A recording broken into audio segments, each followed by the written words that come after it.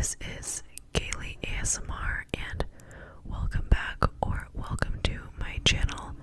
If you are new here, in tonight's video, I'm going to be whisper reading from A Court of Mist and Fury. Court of Mist and Fury.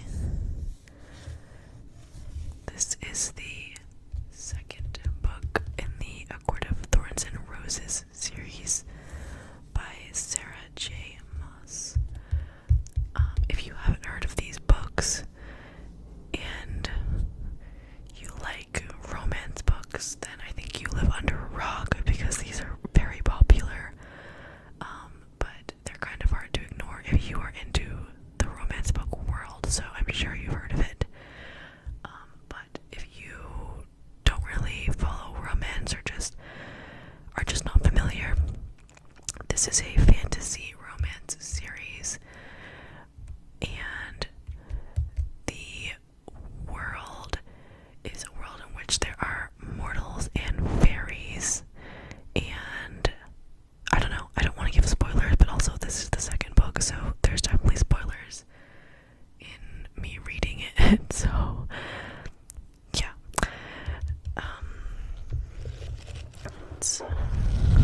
God, I don't know what that noise was.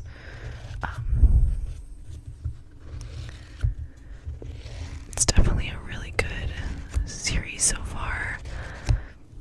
They're really long books. As you can tell, I think this book is 600 pages or so. 600 pages, so they are definitely meaty. But let's jump right in.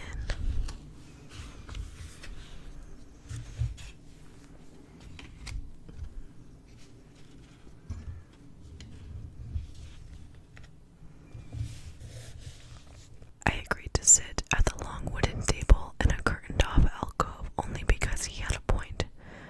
Not being able to read had almost cost me my life under the mountain. I'd be damned if I let it become a weakness again, his personal agenda or no.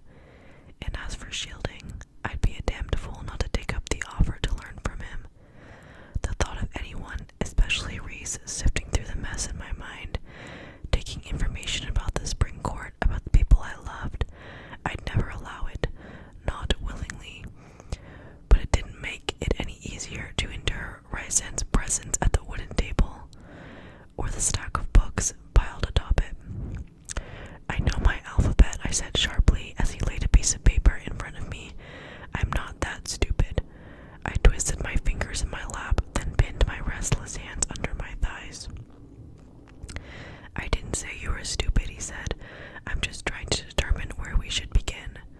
I leaned back in the cushioned seat. Since you've refused to tell me a thing about how much you know. My face warmed. Can't you hire a tutor?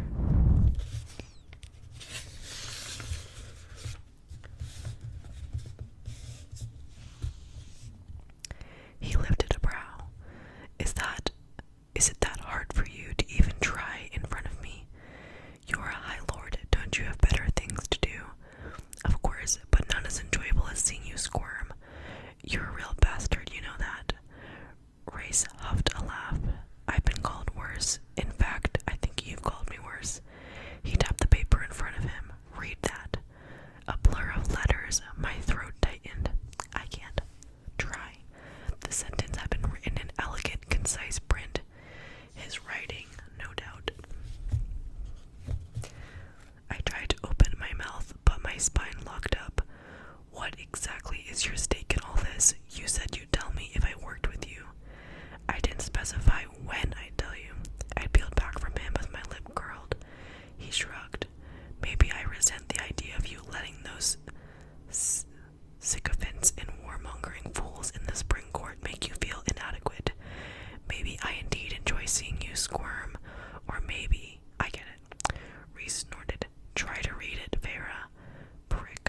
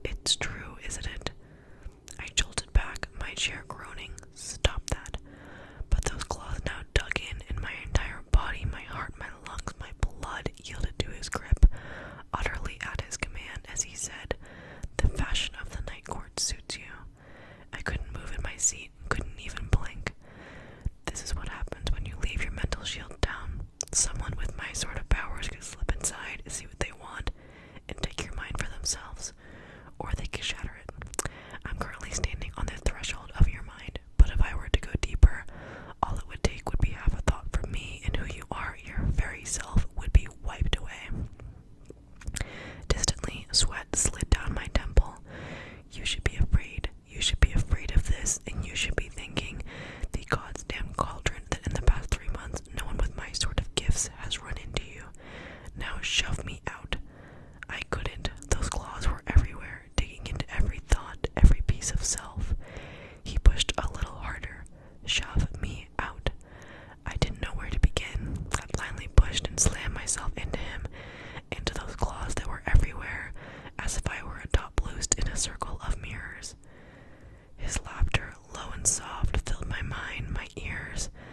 That way, Feyre. In answer, a little open path gleamed inside my mind. The road out.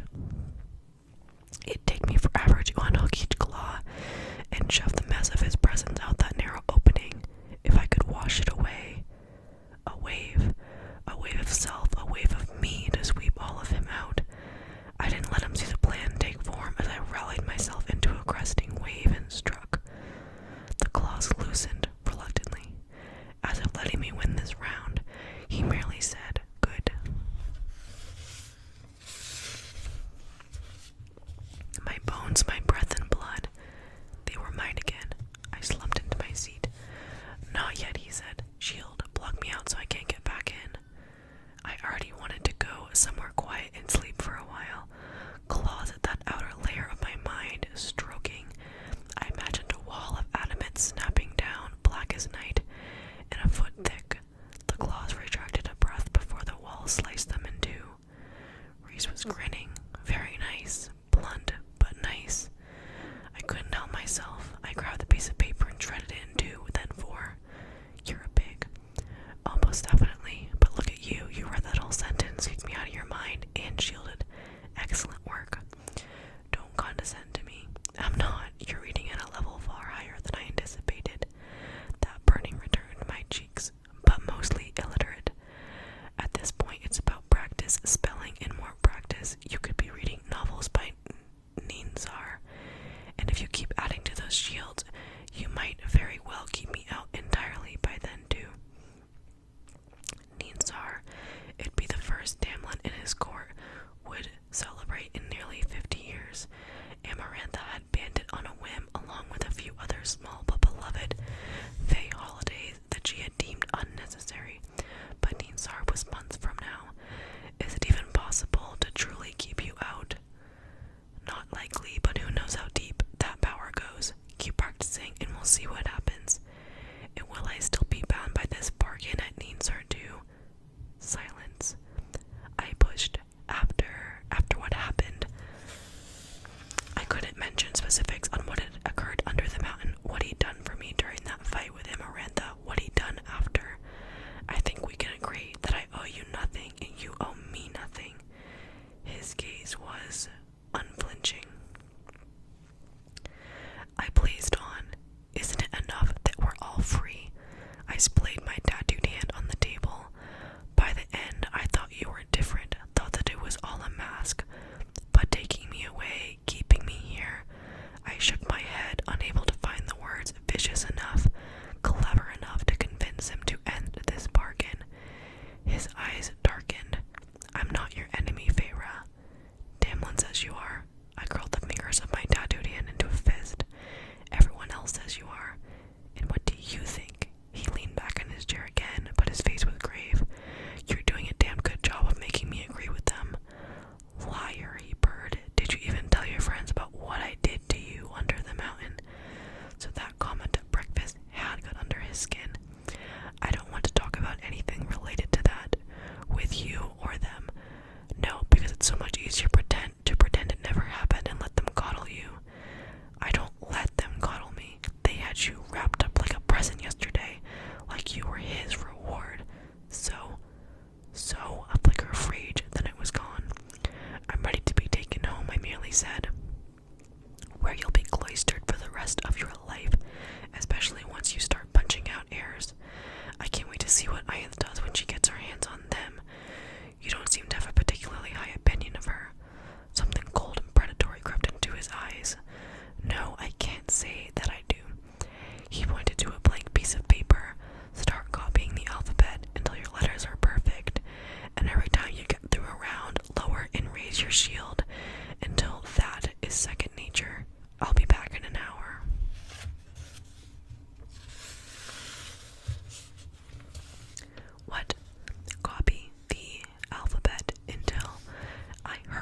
said, "Brick, brick, brick, brick. Then get to work." Reason growled to his feet, and at least had the decency to only call me a brick when your shields are back up. He vanished into a ripple of darkness before I realized that I'd let the wall of adamant fade again. By the time Reese returned, my mind felt like a mud puddle. I spent the entire hour doing as I'd been ordered. The white flinched at every sound from the nearby stairwell.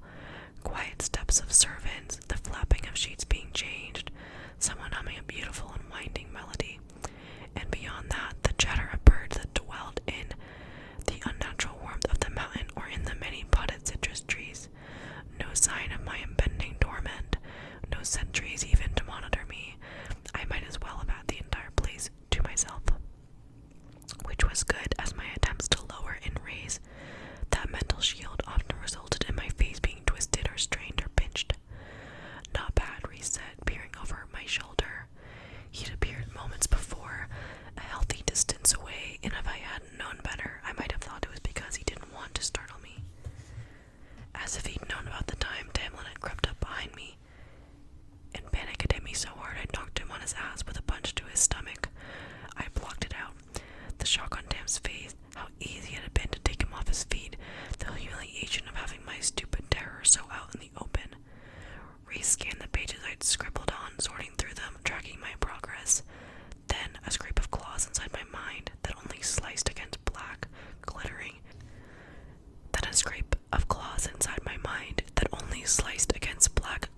Adamant. I threw my lingering will into that wall as the claws pushed, testing for weak spots. Well, Raisin purred, those mental claws withdrawing. "Hopefully I'll be getting a good night's rest at last, if you can manage to keep the wall up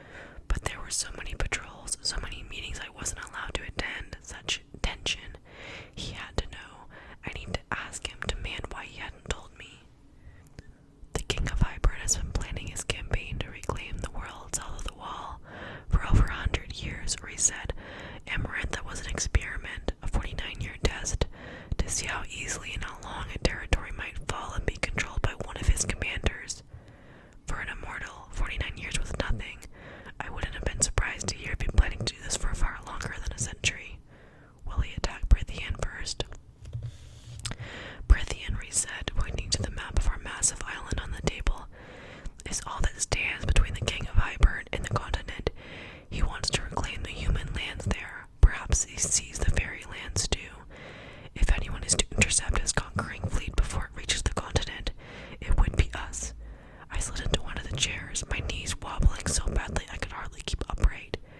He will seek to remove Prithian from his way swiftly and thoroughly, Reese continued, and shatter the wall at some point in the process. There are already holes in it, though mercifully small enough to make it difficult to swiftly pass his armies through. He'll want to bring the whole thing down, and likely use the ensuing panic to his advantage. Each breath was like swallowing glass. When is he going to attack? The wall had held steady for 5 centuries, and even then, those damned holes had allowed the foulest, hungriest babies to sneak through and prey on humans. Without that wall, if Hybern was indeed to launch an assault on the human world, I wished I hadn't eaten such a large breakfast. That is the question, he said, and why I brought you here. I lifted my head to meet his stare. His face was drawn but calm. I don't know when or where he plans to attack Prithian, Race went on. I don't know who his allies here might be. He'd have allies here. A slow nod. Cowards who would bow and join him rather than fight his armies again. I could have sworn a whisper of darkness spread along the floor behind him. Did you fight in the war? For a moment, I thought he wouldn't answer, but then Reese nodded. I was young, by our standards at least, but my father had sent aid to the Mortal Fairy Alliance on the continent, and I convinced him to let me take a legion of our soldiers. He sat in the chair beside mine, gazing vacantly at the map. I was stationed in the south, right where the fighting was thickest.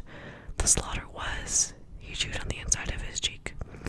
I have no interest in ever seeing full-scale slaughter like that again. He blinked as if clearing the horrors from his mind. But I don't think the king of Hybern will strike that way. Not at first. He's too smart to waste his forces here to give the continent time to rally while we fight him. If he makes his move to destroy Prithian in the wall, it'll be through stealth and trickery. To weaken us, Amarantha was the first part of that plan. We now have several untested High Lords, broken courts with High Priestesses, angling for control, like wolves around a carcass, and a people have realized how powerless they might truly be. Why are you telling me this? I said, my voice thin, scratchy. It made no sense, none, that he would reveal his suspicions, his fears. And she might be ambitious, but she was Tamlin's friend, my friend of sorts, perhaps the only ally we'd have against the other High Priestesses. Reese's personal dislike for her, or no. I'm telling you for 2 reasons, he said, his face so cold, so calm, that it unnerved me as much as the news he was delivering. 1, you're close to Tamlin. He has